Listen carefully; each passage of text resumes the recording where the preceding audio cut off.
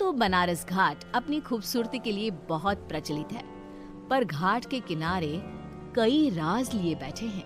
ये कहानी शुरू होती है बनारस के घाट के पास बने ममता निवास से, जहाँ प्रिया लाल जोड़े में ममता के घर उसकी बहू बनकर आती है। आओ आओ बहू, घर को अपने पैरों से पवित्र करो। ममता घर की दहलीज पार कर ही रही होती है कि अचानक एक बहुत गंदी सी बास पूरे घर में फैल जाती है।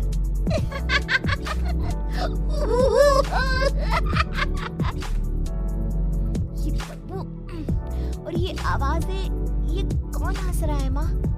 अब ये पड़ोसी ना हमारे थोड़े अलग से है।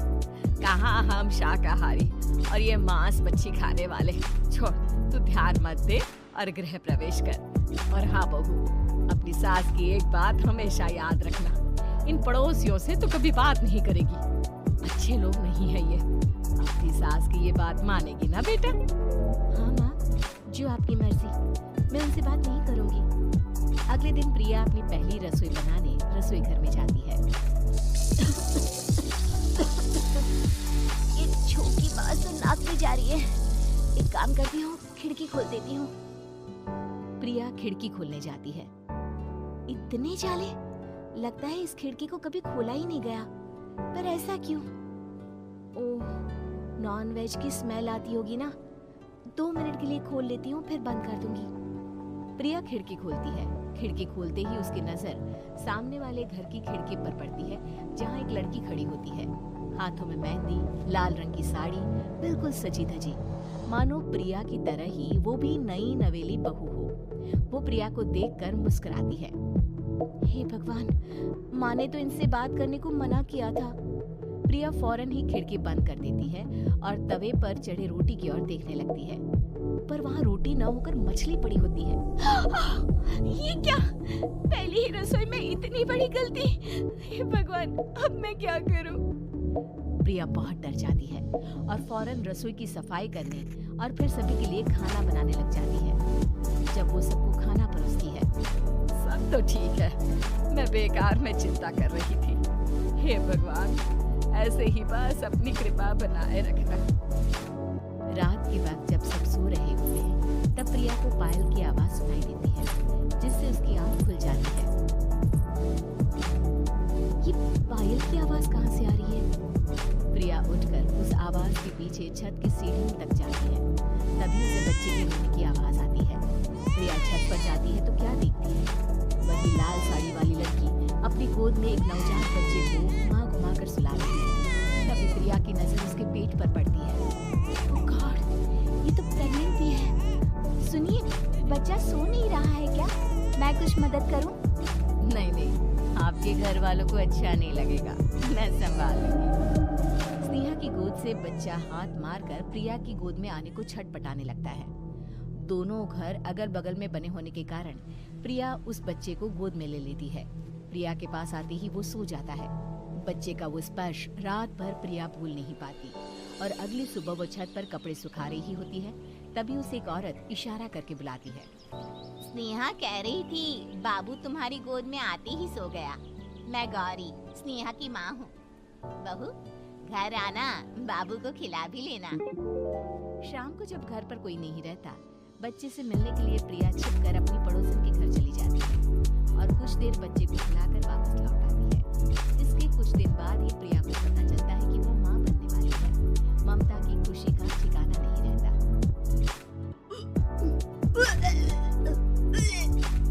माजी, पता नहीं क्यों उल्टी आ रही है। प्रिया भागती हुई वॉशरूम में जाती है तो हरी और लाल रंग की उल्टी करती है। उस उल्टी में से कीड़े निकलते हैं। ये क्या? खून और ये कीड़े! माँ! माँ! प्रिया की आवाज सुनकर ममता दौड़ कर आती है, पर बेसिन में कुछ नहीं होता। प्रिया हक्की बक्की रह जाती है। ये सब क्या हो रहा है? प्रिया घबरा जाती है और अपने कमरे में जाकर सो जाती है।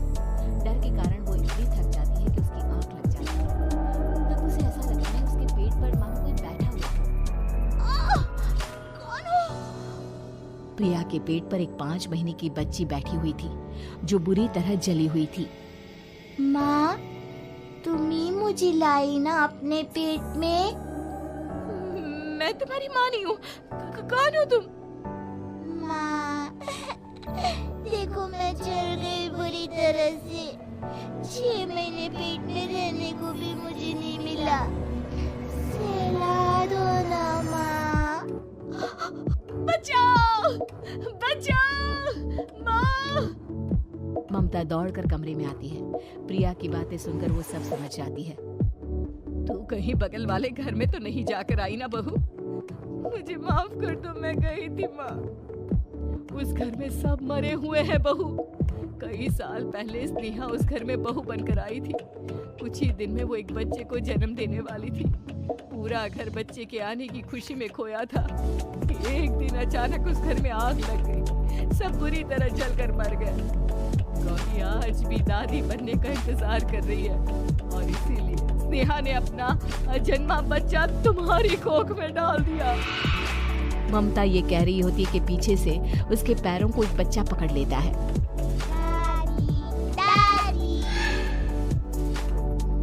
माँ, स्नेहा की गोद में यही बच्चा था। ये बच्चा कौन है फिर? तेरी मौत है।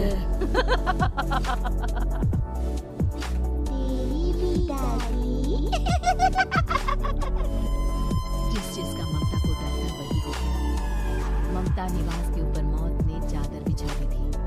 प्रिया का पेट ऐसे बढ़ जाता है मानो 9 महीने का हो। 2 हाथ उसके पेट से बाहर निकलते हैं। बहू, संतोष को फोन कर, किसी पंडित जी को बुला बहू। प्रिया का पति भागता हुआ घर आता है। ये तो होना ही था माँ।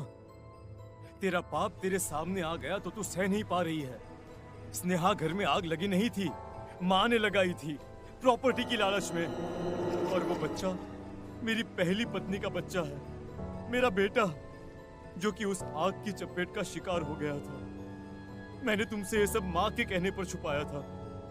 मुझे माफ कर दो प्रिया। तुम अगर चाहो तो यहाँ से जा सकती हो। मैं तुम्हें किसी भी बंधन में रखना नहीं चाहता। मेरी शादी हुई है आपसे, मैं आपको छोड़ नहीं सकती, पर उससे पहले हमें स्नेहा, उसकी माँ और बच्चे की आत्मा की शांति करवानी होगी। संतोष और ममता गौरी के घर जाते हैं। अंदर सब कुछ जला हुआ होता है। जमीन पर जली हुई लाशें बिखरी हुई थी। ममता रो रो कर अपने करने की माफी गौरी से मांगती है। प्रिया स्नेहा के घर वालों का अंतिम संस्कार करवा देती है और ममता निवास फिर से आत्माओं के साए से मुक्त